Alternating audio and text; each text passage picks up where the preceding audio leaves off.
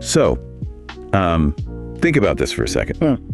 Every single day, including Saturdays and Sundays, D.R. Horton finishes construction, sweeps the floors, hands over the keys, and closes the door on roughly 266 brand new homes. Which is just a wild statistic. Right. I mean, over the course of 3 months, they're essentially building the equivalent of a small American city. Yeah, they really are.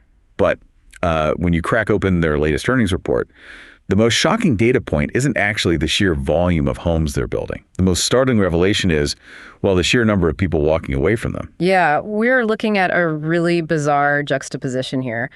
On one side of the ledger, you have the largest home builder in the United States executing perhaps the most surgically precise operational quarter in their history. Oh, absolutely. Like they are squeezing out margins that, mathematically speaking, just shouldn't exist in this macroeconomic climate. Right. But then on the other side, you have a 20% cancellation rate, which is basically signaling a consumer base that is stretched to its absolute breaking point. And that is exactly what we are getting into today. Welcome to this deep dive. Today, we are bringing that Talk Tickers philosophy to D.R. Horton's Q3 2026 earnings call. We've got the full transcript right in front of us. We do. And our mandate today is to be, data forward, highly opinionated, and just ruthless with the Wall Street jargon. We are going to strip this down to the studs. Pun intended. Exactly. We're going to figure out exactly what these numbers mean for you if you're holding the ticker DHI in your portfolio. Or, if you're just waiting on the sidelines trying to time an entry point. Because, the broader implications here extend far beyond just a single ticker symbol. Oh, for sure. When a company that operates in, 126 markets across 36 states reports a quarter like this, you aren't just analyzing a construction firm. No, not at all. You're looking at a high-resolution, real-time MRI of the American consumer's balance sheet. Not to mention the actual mechanics of the housing market and the brutal realities of capital allocation when interest rates are this high. So let's start with the scoreboard, right? The top-line numbers give us the immediate altitude of the company. Earnings per share came in at $3.20. Right. Which, that is a sequential and year-over-year dip, considering they posted $3.36 a year ago. Yeah, slightly down. But consolidated revenues held massive ground at $9.2 billion. And on the volume front, they closed 23,983 homes. Which officially pegs them at the absolute high end of their own internal guidance. Exactly. They projected volume, and they delivered exactly that volume. But, delivering on volume is kind of just a solid baseline. The metric that completely stole the show, the number that analysts were just tearing apart in the Q&A, was the home sales gross margin. The gross margin, yeah. It posted 20.7%. Which is wild. That number feels completely detached from the reality we see in the broader real estate market right now. It really does. The prevailing narrative everywhere is that mortgage rates are crushing demand, builders are being forced into these massive concessions, and inflation is keeping supply chains elevated. Yeah, everything costs more. Right. So posting a 20.7% gross margin in this environment and actually beating the high end of their own guidance, it basically suggests they possess a structural advantage that other builders simply do not have. Yeah, and the mechanics behind that margin are exactly what we need to unpack, because maintaining a 20.7% spread between the cost of land, labor, and materials versus the final selling price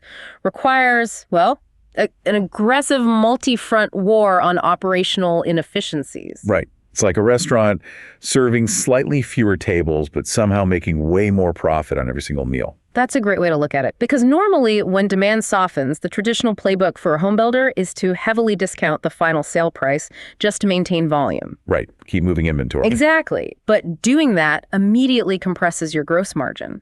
D.R. Horton, though, they just flatly refused to play that game. They held the line on pricing. They did. But holding the line on pricing only works if you can simultaneously drive down your input costs, right? Mm-hmm. If revenues are flat, the only way to expand or even protect that margin is to ruthlessly attack the cost of goods sold. Right. And the transcript highlights that their stick and brick costs, like the actual physical materials and labor to build the structure, dropped by 5% year over year. Yeah, and management specifically attributed the bulk of that 5% reduction to savings in framing. Framing? What? Yeah, so that encompasses both the raw lumber commodities and the specialized labor required to actually frame the houses. And when you analyze how they achieved a 5% reduction while national inflation metrics are still stubbornly sticky, it all comes back to the leverage inherent in their sheer scale. We're talking about massive purchasing power. Massive. I mean, when you commit to buying the materials for nearly 24,000 homes in a single quarter, you dictate the terms to the lumber mills, right? To the regional distributors, the local tradespeople. Exactly. A regional builder who's constructing like 500 homes a year, they are subjected to the spot market pricing of lumber and all those local labor premiums. Yeah, they have no leverage. But D.R. Horton is essentially moving markets with their procurement contracts. Right. They're forward contracting commodities at these massive volume discounts. And this is key, they're guaranteeing steady, predictable work for their framing subcontractors. Which is huge for the trades. For a local framing crew, taking a slightly lower margin per house is a really easy trade-off if D.R. Horton guarantees them uninterrupted work for the next 18 months. Absolutely. That predictability just removes the friction and the downtime costs for the trades, which translates directly into cost savings for D.R. Horton. But, the cost savings on raw materials is really only one half of the operational equation here. The most fascinating metric they revealed regarding their supply-side execution was their cycle time. Oh, yeah. The total duration from pouring the foundation to handing over the keys improved by a median of 3 full weeks. A 21-day reduction in the build cycle. I mean, that is just a masterclass in capital velocity. It really is. And, shaving 3 weeks off a construction schedule sounds like a nice logistical win, sure. But let's translate that into actual financial leverage for you guys listening. What does a 21-day acceleration actually mean for a balance sheet that's carrying billions of dollars in active inventory? It radically transforms their return on invested capital. Just consider the life cycle of a single lot, right? Yeah. The moment D.R. Horton acquires the land and starts pouring concrete, they are deploying capital. That capital sits there in the form of dirt, wood, and drywall. It's completely illiquid. Right, it's just tied up. Exactly. It's generating absolutely zero revenue and is actively incurring carrying costs. They're paying interest on the debt used to finance that construction. They're paying insurance. They're carrying the overhead of site supervision. So every single day that house is under construction, it is bleeding basis points off the final margin. Precisely. Yeah. So by compressing that timeline by 3 weeks across 24,000 homes, they are massively accelerating the conversion of that illiquid inventory back into liquid cash. Wow. Yeah. And that is cash they can immediately redeploy. They can use it to pay down expensive debt, acquire new land options, or, funnel it right into their share repurchase program. Faster asset turnover inherently boosts the return on equity. Even if the absolute profit margin on each house remained entirely static. Exactly. They are essentially turning the dial on their inventory velocity to offset the friction in the broader economy. Yeah. Like if the car is moving a little slower on the top line because of consumer hesitation, they're just tuning the engine to burn 5% less fuel and run 3 weeks faster to compensate. And the result is a trailing 12-month return on inventory sitting at a very aggressive 17%. Which is incredible. So the internal machinery is executing flawlessly. But the moment you look outside the factory walls, the narrative shifts dramatically. It really does. The supply side is a story of total control. But the demand side, that's a story of a consumer desperately treading water. Well, let's look at the customer profile. The average selling price for a D.R. Horton home this quarter was $362,000. Right. That figure was flat sequentially and down just a slight 2% year over year.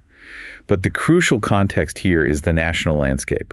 A $362,000 average selling price puts them roughly $155,000 below the average price of a new home in the United States. Yeah, they have completely monopolized the affordability segment. Totally. By engineering their product to hit that specific price tranche, they're opening the top of their sales funnel to the widest possible demographic. They aren't out there trying to sell custom luxury upgrades. Right. They are selling the absolute baseline of the American dream. And the demographic data reflects this perfectly. 65% of the mortgages closed through their internal financing arm went to first-time home buyers. 65%. That concentration in first-time buyers is a massive exposure to the most fragile demographic in the housing market, right? Yeah. Without a doubt. I mean, these are buyers who don't have $200,000 in equity from a previous home sale to just roll into a down payment. They are financing the maximum allowable amount, and they are hypersensitive to every single basis point movement in the mortgage rate. Which perfectly explains that 20% cancellation rate we mentioned earlier. Seeing 1 in 5 contracted buyers walk away is a stark, flashing warning light. It's up from 17% a year ago and 16% in the prior quarter. So wait, how do you reconcile that? You have a company offering a product priced $150,000 below the national average, specifically targeting the affordability crisis, right? But they have a 20% failure rate at the closing table. If these are the most affordable homes on the market, why are buyers abandoning the contracts en masse? Well, the analysts on the call zeroed in on that exact paradox, and management's response basically stripped away any ambiguity. These cancellations are not driven by buyer's remorse or poor product quality or, a sudden change of heart. Okay, so what is it? The vast majority of these cancellations occurred because the buyer fundamentally failed to qualify for the mortgage. The underwriting math simply broke. Oof. That implies a severe deterioration in consumer balance sheets. That's it. But wait a minute. D.R. Horton operates its own internal mortgage subsidiary, right? DHI Mortgage. They do, yeah. And the transcript noted they are aggressively utilizing rate buydowns. So they aren't just sending these buyers to a random bank crossing their fingers. They are actively intervening in the financing. Correct. They bought the average rate down to 4.9% for their backlog. And that is actually the most alarming piece of the puzzle, because the prevailing market rate for a 30-year fixed mortgage is hovering north of 6.5% right now. Right. So to get a buyer down to 4.9%, D.R. Horton is taking a significant chunk of their own capital, their own margin, and paying it upfront to the lenders in the form of discount points. They are doing this to permanently subsidize that interest rate for the buyer. So they're essentially sacrificing a piece of their corporate profitability to artificially manufacture affordability for the consumer. Exactly. It's a massive capital expenditure designed solely to keep the monthly payment beneath the maximum allowable debt-to-income, or DTI, threshold. And here is the brutal reality of that. Even with D.R. Horton throwing their balance sheet at the problem, buying the rate all the way down to 4.9%, 20% of these buyers are still hitting a wall. The math on that is staggering if you really think about it. It is. If a buyer's purchasing a $362,000 home with a minimal down payment, the difference between a 6.5% rate and a 4.9% rate is hundreds of dollars a month in principal and interest. Yeah. If removing hundreds of dollars from the monthly obligation still leaves the buyer's DTI ratio in toxic territory, it means their baseline financial health is deeply compromised. It points directly to the cumulative effect of residual inflation. I mean, the first-time homebuyer's income might have grown slightly over the last couple of years, but it has been entirely consumed by the rising cost of auto insurance, groceries, and just aggressively expanding credit card balances. Yeah, that credit card debt is a killer. It is. The mortgage underwriter looks at the total debt obligations, and even at an artificially low 4.9% rate, the math just says no. The consumer's tapped out. Completely tapped out. And management clearly sees this writing on the wall. Which brings us to their forward guidance. Because when you are looking at a tapped out consumer and a 20% cancellation rate, how does a management team project their next quarter? Well, they execute a strategic downshift. For the upcoming fourth quarter, they're projecting consolidated revenues between $8.8 billion and $9.3 billion. And they expect to close between 22,500 and 23,000 homes. Okay, so they're modeling for a slight dip in volume compared to the 23,983 they just delivered. Yes. But the critical data point in their guidance is their commitment to gross margins. They expect margins to remain absolutely flat, hovering in that highly profitable 20.5 to 21.0% range. Wow, okay. Right. And to protect that margin, they made the deliberate, slightly bearish pivot of trimming their full-year closings outlook down to somewhere between 83,800 and 84,300 homes. That feels like the pivotal moment of the earnings call. The CEO, Paul Romanowski, he openly admitted that they tracked a clear softening in demand through May and June.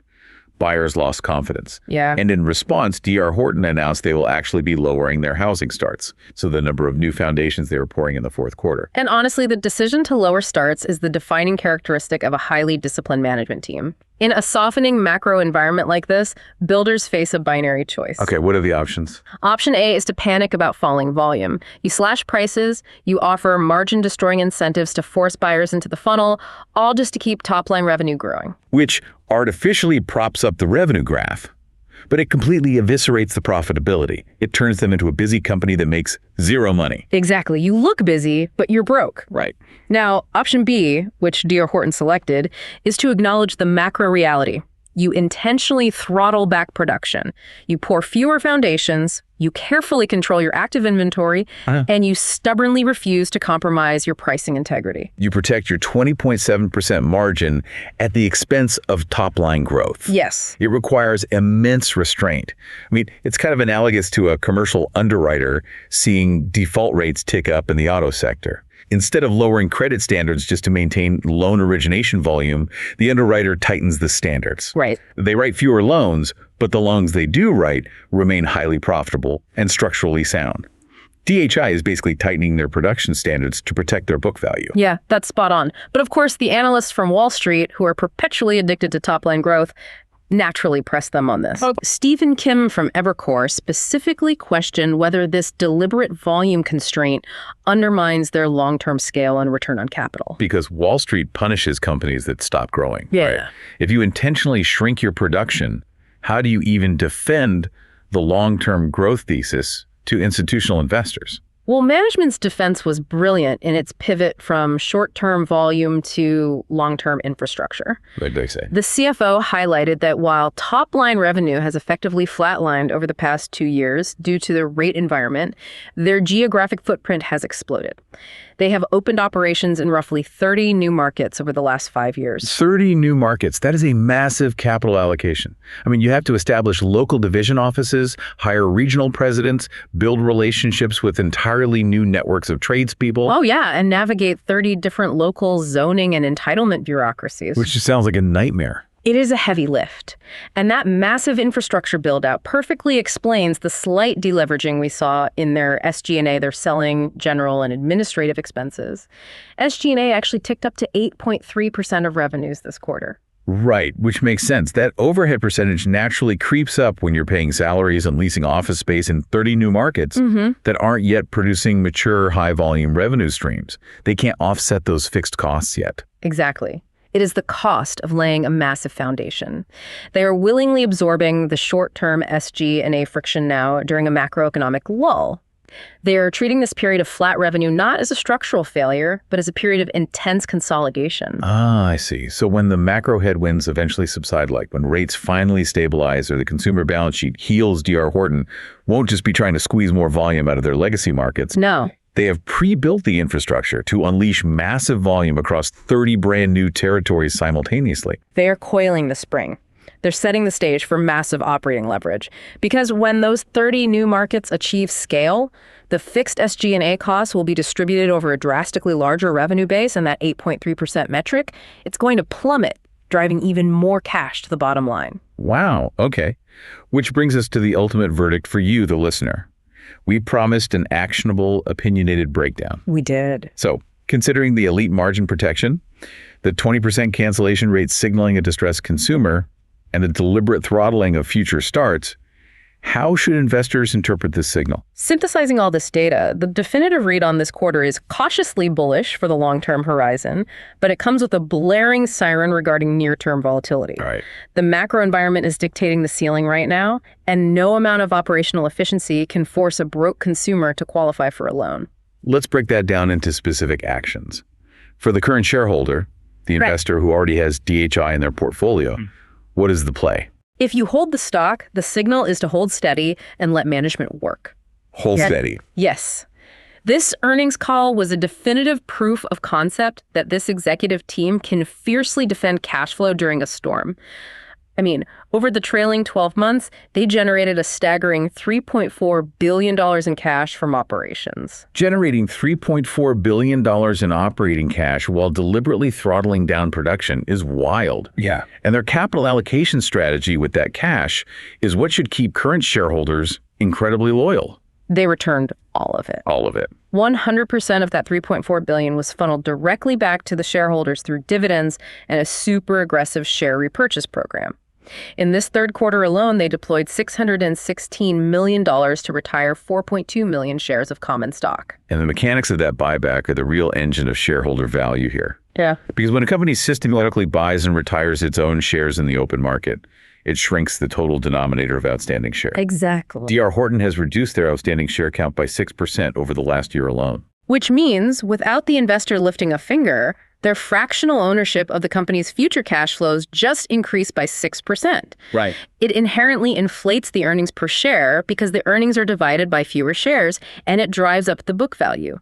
In fact, their book value per share surged 5% year over year to $84.85. So management is essentially using their massive cash generation to engineer equity value while they just wait for the macro environment to improve. That's the playbook. They are paying you a dividend and actively increasing your ownership stake to compensate you for the patience required to weather this 20% cancellation rate. So for existing holders, it is a highly defensive, highly rewarding place to park capital.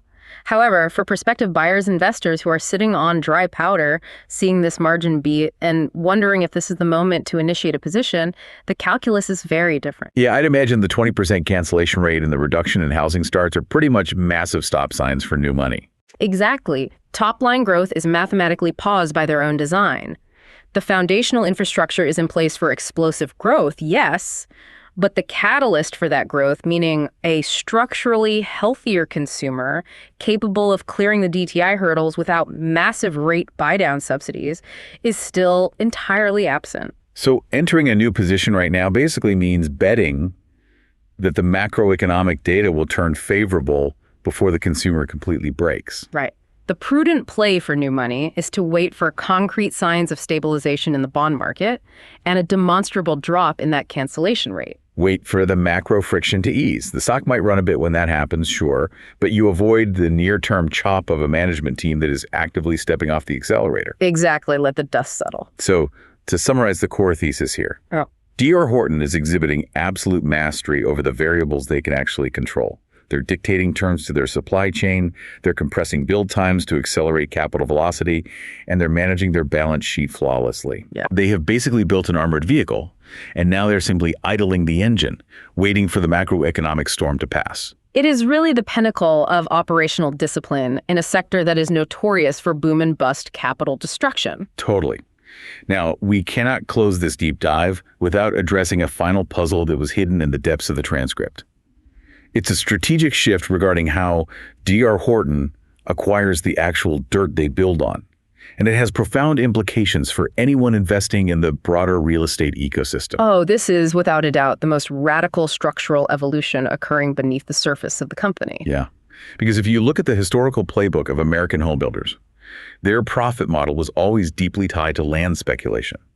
A builder would use massive amounts of debt to buy thousands of acres of raw, undeveloped land. Right. They'd hold that dirt on their balance sheet for years, slogging through the brutal, capital-intensive process of securing zoning rights, conducting environmental impact studies, and installing all the horizontal infrastructure, the roads, the water lines, the sewers. It was essentially a massively leveraged bet on the underlying appreciation of the raw land itself.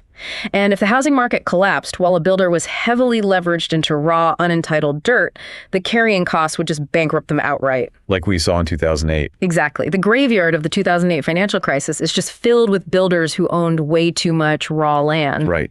Well, D.R. Horton appears to have learned that lesson so thoroughly that they are entirely rewriting a massive 6.7 years worth of land supply. Which equates to roughly 570,000 lots. 570,000. Yeah. So on paper, that looks like massive exposure. But the critical distinction is how they control it. Out of those 570,000 lots, they only own 22% of them outright. The remaining 78% are controlled through purchase contracts or options. They are executing a masterclass in off-balance sheet leverage through this capital light model. They're actively purging raw land from their balance sheet. In fact, their own lot position is actually down 13% year over year. Wow. Instead of buying the dirt, they're buying the right to buy the dirt in the future and only executing the purchase when the lot is fully finished and they are ready to pour a foundation immediately. So they are systematically transferring all the massive risks of land development, like the regulatory friction, the zoning delays, the capital carrying costs onto third-party developers. Yes. They pay a non-refundable deposit to lock in a future purchase price, and they just let the developer bleed the capital fighting with the city council over sewer access. And the main vehicle facilitating this massive risk transfer is a company called Forestar, which trades under the ticker FOR. D.R. Horton actually owns a majority stake in Forestar, basically treating them as a dedicated semi-autonomous land development arm. That is wild. Forestar absorbs the capital burden and the timeline risk of transforming raw dirt into a buildable lot. And then D.R. Horton just swoops in, buys the finished lot just in time, and immediately begins vertical construction. It is such a brilliant mechanism for accelerating capital velocity. The transcript noted that 67% of all the homes DHI closed this quarter were built on lots developed by Forestar or other third-party vendors. It's a total paradigm shift. It really is. And this leaves us with a provocative question for you to untangle on your own time. D.R. Horton is the largest, most heavily capitalized, most data-rich real estate entity in the nation. Yeah.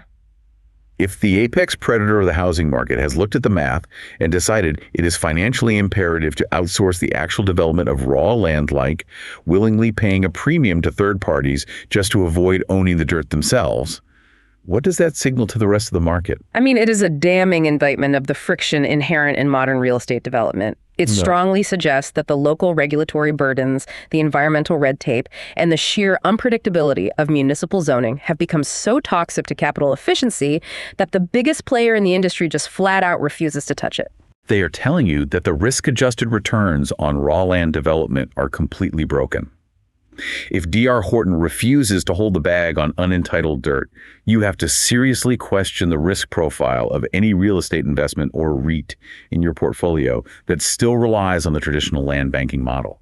The implications for the structural supply of housing in the United States over the next decade are massive. Because if the big builders won't develop the land, the bottleneck of new housing supply is going to become permanently constrained by the capacity of these third-party developers.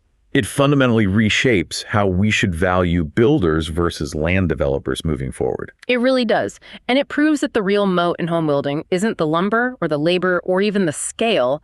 It's the architecture of the balance sheet. We want to thank you for joining us on this deep dive into the mechanics of D.R. Horton. Decoding a quarter like this requires looking past the glossy top-line revenue and understanding the brutal operational trench warfare happening on the margins. Absolutely. The financial landscape is rarely defined by just the headline numbers. True insight requires investigating the friction between the corporate strategy and the reality of the consumer. So as you review your portfolio this week and assess the macroeconomic crosscurrents, just remember that the companies best positioned to survive aren't necessarily the ones pushing for the fastest growth. They are the ones with the discipline to downshift, protect their capital, and let the rest of the market crash into the curve. Until the next deep dive. Keep analyzing the mechanics.